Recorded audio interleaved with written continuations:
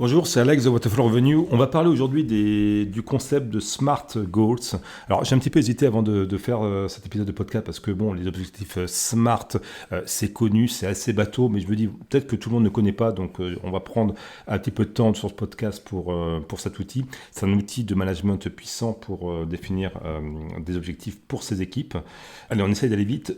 Les objectifs SMART, c'est l'acronyme qui signifie spécifique, mesurable, atteignable, pertinent, temporellement défini. Donc en SMART en anglais, c'est specific, measurable, achievable, relevant et time bound. Donc cette méthode est largement utilisée dans le monde professionnel et personnel pour rendre les objectifs clairs, réalisables et motivants. Donc ça s'utilise beaucoup lors des évaluations annuelles, enfin en tout cas lors de la définition des objectifs annuels, ou quand on définit un objectif pour ses équipes, il doit être SMART. Et si tu es manager, tu dois créer des objectifs SMART. Normalement, tes ressources humaines, tes services ressources humaines ont dû te parler du concept SMART.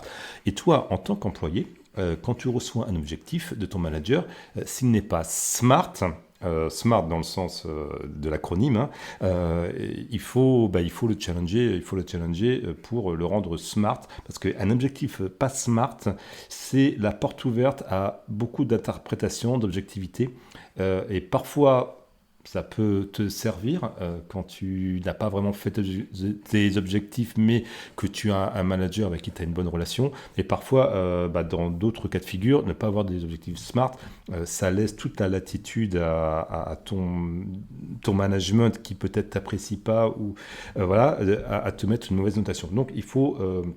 le mieux quand même, ce que je conseille, c'est d'avoir des objectifs SMART. C'est mieux pour tout le monde, ça évite toute ambiguïté et ça prévient des conflits futurs. Donc SMART, le S, c'est donc spécifique. Les objectifs, ils doivent être clairement définis et spécifiques. Donc il faut éviter des objectifs vagues comme devenir meilleur en marketing, par exemple. Ça, c'est nul comme objectif. Il faut plutôt être précis. Je veux obtenir une certification en marketing digital d'ici 6 mois. Bon, là, c'est dans le cadre d'un objectif personnel. Mais voilà, si tu donnes ça à tes employés, tes collaborateurs, il faut que tu aies obtenu cette certification d'ici la fin de l'année. Voilà. Mesurable, le M pour mesurable, donc tu dois pouvoir quantifier les progrès, les résultats. Donc là, c'est important d'avoir des objectifs vraiment quantifiables et clairs. Par exemple, si tu es en management de projet, je ne sais pas si vous connaissez la certification PMP, tu dois avoir un score de certification compris entre 75% et 85% au prochain examen. Voilà, ça c'est un objectif clair. Voilà. Troisième, le A pour atteignable, achievable. Donc il faut s'assurer que l'objectif il soit réaliste et réalisable avec les ressources disponibles. Ça ne veut pas forcément dire qu'il doit être facile, mais il doit être possible d'atteindre avec un certain effort et engagement, mais il ne doit pas être inatteignable. Le R pour relevant, donc pertinent en français, donc ça veut dire qu'il doit être aligné sur les valeurs de l'entreprise. Voilà. Pardon, en fait, là, je suis en train de me tromper.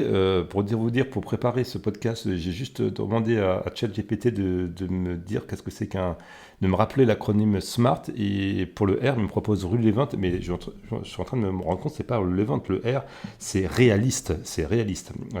Comme quoi, faut se méfier quand même de ce que vous donne ChatGPT. Donc, ok, je vais arrêter de suivre ce qu'il me dit et faire plutôt en freestyle avec mon intuition. Donc voilà, c'est l'objectif, il doit être réaliste, c'est-à-dire que il doit être... Non, pardon, là je me suis embrouillé, donc je suis allé voir sur Wikipédia entre-temps, parce qu'effectivement, j'étais confus, comme quoi, vous voyez, finalement, c'est pas un parcours de santé que de faire cet objectif SMART, ce podcast. Non, effectivement, le R, alors je viens de voir sur Wikipédia, c'est soit relevant, soit réalistique. Il y a deux variantes de l'acronyme, mais c'est vrai que le réalistique, ça recoupe le côté atteignable qu'on a vu avant, et voilà. Et relevant, c'est pertinent, oui, c'est bien. Bon, on a mis Donc, c'est pas grave, je vais pas m'attarder sur le R parce que ça recoupe des notions dont j'ai déjà parlé juste avant.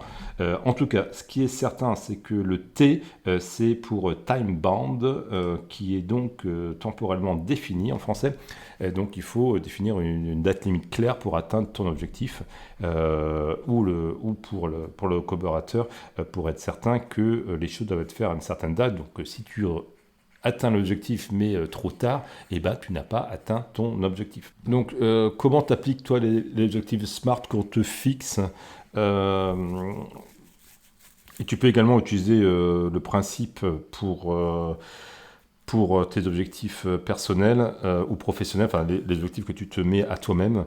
Et là, je t'invite à regarder ce qu'on a vu hier, le concept d'OKR, qui est peut-être un petit peu plus facile et pratique à manier que le concept de SMART, même si les deux se recoupent et arrivent à peu près au même résultat. Mais en tout cas, voilà, il faut prendre le temps à un moment donné de réfléchir et d'établir ces objectifs. C'est ce que font les organisations lors des objectifs annuels. Tout le monde prend le temps de définir ses objectifs en s'assurant qu'ils soient smart. Ensuite, toi, une fois que tu as l'objectif, eh ben, il faut planifier. Parfois, il faut découper l'objectif en actions spécifiques et de déterminer une stratégie pour les atteindre. Notamment, si tu es commercial, on te dit qu'il faut que tu atteignes 10% de plus d'augmentation des ventes, bah, ça ne va pas se faire en un claquement de doigts. Il va falloir que tu mettes un certain nombre d'actions en place pour atteindre ça. Parfois, des objectifs qui sont plus faciles à atteindre sont plus direct, mais d'autres, voilà. Donc là, il y a une planification à faire et ensuite, bah, il y a l'exécution. Il faut ne pas oublier d'exécuter pour atteindre les objectifs SMART. Surtout dans les cas des objectifs annuels, le risque c'est souvent de les oublier.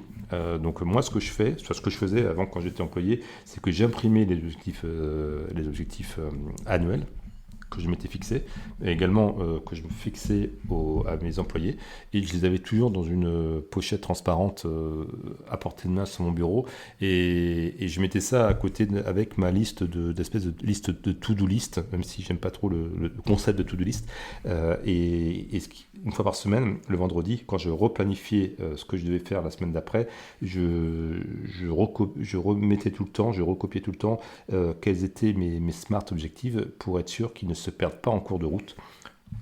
Et je regarde également ceux de mes employés pour être sûr qu'ils ne se perdent pas en cours de route et pour éventuellement échanger avec eux sur les sujets si je vois qu'ils ne sont pas en route pour atteindre leurs objectifs.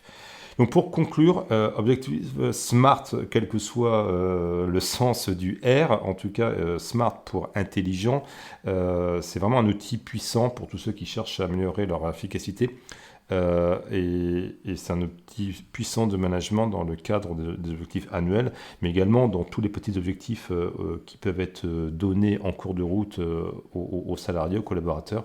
S'assurer que ça smart et moi, le plus important, c'est ce fameux T, time, un objectif ou une instruction en termes de management.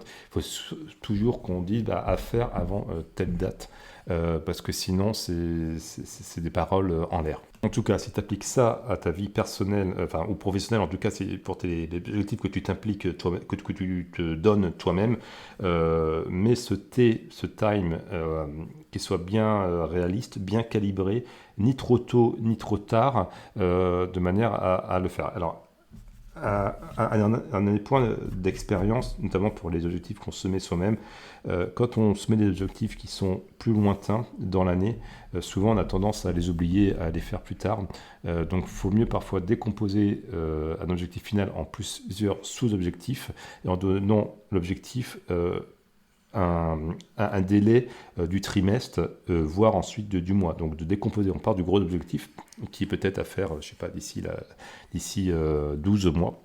Et ensuite, tu redécomposes ça en 3 ou 4 objectifs, chacun à faire sur un trimestre. Et ensuite, pour le premier trimestre, tu redéfinis des choses, des objectifs au mois, voire par semaine, ça dépend si c'est pertinent en fonction des cas. Mais en tout cas, si l'objectif est trop gros ou trop lointain, ou trop complexe, le risque que tu ne l'atteignes pas est très important. C'est pour ça que c'est bien de faire un breakdown de ces objectifs, de le réinscrire dans une temporalité qui est à horizon à portée de vue, c'est-à-dire au plus tard le trimestre. Voilà, on clôture pour l'objectif SMART. On reparlera des objectifs SMART dans d'autres podcasts où on parlera des objectifs annuels.